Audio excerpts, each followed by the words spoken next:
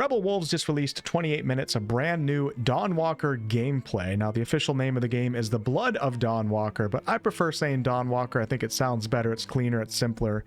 I wish they would go with that, but what do you guys think about that? But anyways, if you're unaware of what this game is, it's an upcoming medieval vampire-themed open-world action RPG that heavily markets itself on being a narrative sandbox. The gameplay being shown here is a continuation from the first gameplay reveal, where Cohen, the main character that we will all be playing as, is on a mid-game side quest to find a legendary sword that he thinks that he needs to use to take out the vampire lord, and he knows that this sword is hidden somewhere near the cathedral in the city of Svartrau. And Svartrau is this medieval city that the player is currently walking through. It's the capital city of Val Sangora, and naturally the biggest city in the game. Although we are only 4 months past the first gameplay presentation, I did get the sensation that the game was noticeably a bit more polished and fine-tuned since then, but do keep in mind that this is still pre-beta, so there's plenty of work still to be done. I'm very much enjoying the ambience of this location, and in this presentation there's plenty of NPCs that have dialogue going on in the background where you can learn a bit about the current ongoings. We have birds flying around, etc., and all this stuff makes the world feel a bit more alive, which is always a good thing. You sure it'll work? Certain as the sunrise. And if not, I'll pay you back double. Provided I'm able to crawl back to you. It's for Kiri blood after all. One thing that I want to point out right away, even though Rebel Wolves did announce this a few months back in an X post, the camera distance from Cohen is clearly further back than what we saw in the first presentation. We were told that we will be able to set the camera to a closer distance or a further distance away, a bit further back, for both exploration and combat separately. Apparently they have their own setting. It sounds like you can preset these settings to your liking, so you don't have to change them while you're playing. My guess is that 80% of players, however, will play with the camera back in both settings, though. It's still not even really that far back. But hey, more options, I would say, in this regard are a very good thing. Very common criticism, so I'm happy that they listened to feedback here, as I think it legitimately would have stopped some people from wanting to buy the game. Another fairly significant change, and this one is for combat, is that when you pull up your active skills wheel now, this no longer completely pauses the game like it did in the first presentation. As you can see, time still goes on, just at a much slower pace. Personally, I really like that they did this. I think it adds a little bit more intensity to what is an action combat game, and I think it also helps keep things a little bit more immersive. So Cohen heads into the cathedral that we did see in the first presentation, and he has a chat with Father Florin. The voice acting, in my opinion, is sounding really good so far. But where there is sin, there must be chastisement. And speaking of sin, come with me. I'll take your confession.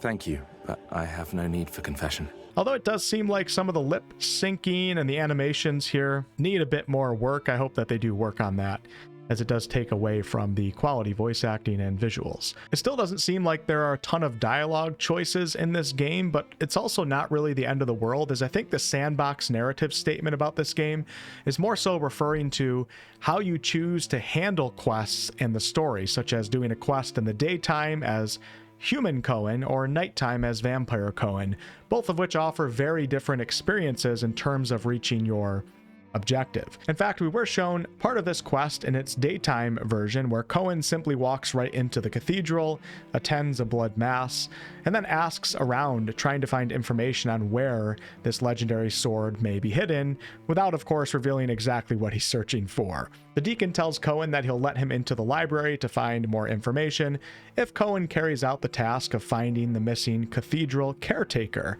And this ultimately brings Cohen to an asylum house, where he finds that the caretaker was involved with some rather dark business and has turned into a creature known as, I think it's a neuron is what they say in the presentation. He ultimately kills the neuron, tells the deacon, and the deacon lets him go into the library. Nighttime version of this quest, however, Cohen has to sneak into the cathedral using his vampire traversal powers. The regular NPCs are not there, as they are asleep in their homes. The guards in the cathedral and around the cathedral are on high alert, as citizens are not allowed on cathedral grounds at night.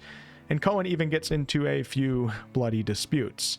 He eventually discovers enough environmental clues that lead him to the library, where he then finds a book giving him information on the crypt that may contain the legendary sword. So although it does seem likely that both day and night versions of this quest will lead the player to the library, where they will then be able to learn about the crypt, the content along the way to discovering this information was vastly different from night to daytime. And it doesn't just differ because of night and day having different content. In the previous gameplay presentation, we watched Cohen start this quest at nighttime, just like in this presentation. But Cohen never made it to the library, as he ended up dropping down onto the cathedral's first floor, where there is a vampire lord who he ended up fighting and dying to. Although Xanthe was extremely powerful, and she did end up making the player go back to the loading screen, we do know for certain that you can kill her even if it's not smart to try to do so at your current power level. But if the player does manage to kill her, who knows what that might result in. So there's clearly a lot of agency with how players approach things and in what order, which can affect how the story plays out. So it doesn't seem like there's a ton of dialogue to choose from when in a conversation like you see in Baldur's Gate 3 or The Witcher, but it does seem like there's a decent amount of dialogue variety as a whole. It's more dependent though on how you tackle content more so than how you respond in a conversation itself.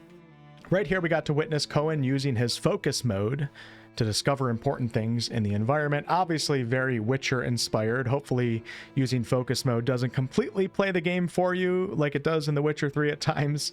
We watched Cohen interact with the cathedral complex map, which revealed to the player several different potential locations that they may consider trying to find on the cathedral grounds. He interacts several times with a mural on the ceiling of the cathedral that depicts Saint Mihai holding a legendary sword, and this gives the player character some lore and information for the quest. Saint Mihai's symbol. Good. It should help my search. And of course, the book in the library that he ends up finding gives him the crypt's location. We're told that books in general may reward XP to players and can also teach Cohen new skills, so be on the lookout while you are running around for any books that you may come across. As Cohen traverses the environment at night, he uses his special vampire abilities, Shadow Step, which is basically a teleport. And we did get to see Shadow Step this time being used in a way that makes it clear that you can use this to prevent fall damage if you happen to just jump off a building and don't know where you're going to land. At the very least, if you do it somewhere, it looks like it will save you from that fall damage. And we did get to see plane shift once again. We did see this before, but it's always fun seeing this in action. The environment clearly just becomes a completely different place in terms of environmental navigation, depending on if it's nighttime and you're playing as Vampire Cohen or daytime as Human Cohen. In combat in this presentation, we witnessed Cohen using his claws once again, which appears to be the base weapon for his vampire form. But now we also got to see Cohen pull out a sword in vampire form, so you're not just stuck with the claws. And we got to see how Cohen is quicker with the sword in his vampire form than he is in his human daytime form.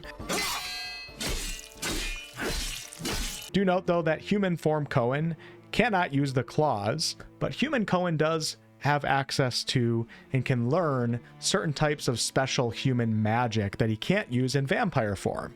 And this goes the other way around as well, as human Cohen of course can't use special vampire abilities such as Shadow Step, Plane Shift, and the Voracious Bite ability, which when used in combat deals damage but also provides a heal. One of the new human form spells that was introduced to us in this presentation is called Compelled Soul, which is basically Speak with the Dead for any of you D&D or Baldur's Gate 3 players. Corpses that have moths flying around them indicate that they are a corpse that Compelled Soul can be used on. I also want to point out a detail on how time passes in the game, as many of you are aware that one of the unique aspects of Dawnwalker is that we only have 30 days and 30 nights to accomplish our main goal of saving our family and killing Brensis, the Vampire Lord. But we also know that time is not constant and it only progresses when the player reaches or starts or completes an objective that has an hourglass next to it. So right here, Cohen is approaching the deacon to tell the deacon about the caretaker that he had to kill. And this quest is shown on the top right of the screen, where you can see a 1 followed by the hourglass icon. Above the active quests here is the passage of time bar, which is currently set at noon. 3 yellow bars are filled. And after Cohen speaks to the deacon, time progresses forward 1 yellow bar to the afternoon, as the hourglass told us it was going to before we actually talked to the deacon. Now, there's still plenty of questions behind time progression, but it's good to see a bit of it here in action. So that's about it. Overall, I am very excited for this game. I think presentation-wise, it was better than the first one, and I'm happy that the devs seem to be open to listening to player feedback as their game nears entering its beta stage. Big fan of the setting, of course. I like how this is a dark medieval fantasy vibe. We need more of these games, in my opinion. And Rebel Wolves is certainly doing something a bit different here from what we're used to with other open world RPGs. I do still, of course, have some of my own criticisms related to this particular presentation, although I wouldn't say any of these are make or break. I think the icons popping up on your screen to loot, etc., interactable objects and all that stuff are quite immersion breaking, and it reminds me a bit of like Hogwarts Legacy, which is a game that is designed for all ages, including children, even if it is a teen rating or whatever. It's clearly designed for all ages. Now, in my opinion, we don't need this much UI popping up in our faces in a medieval, dark, mature vampire RPG. I think there are way better, more immersive ways to go about showing items that can be interacted with in the environment that will also encourage players to engage more with the world versus just waiting for a UI button or text pop up on your screen. Not the end of the world, but this stuff just really bothers me. I wish they would make the game in its base form to have less of this stuff, and then people that need it for accessibility reasons or whatever can go into the settings and turn on things that they want.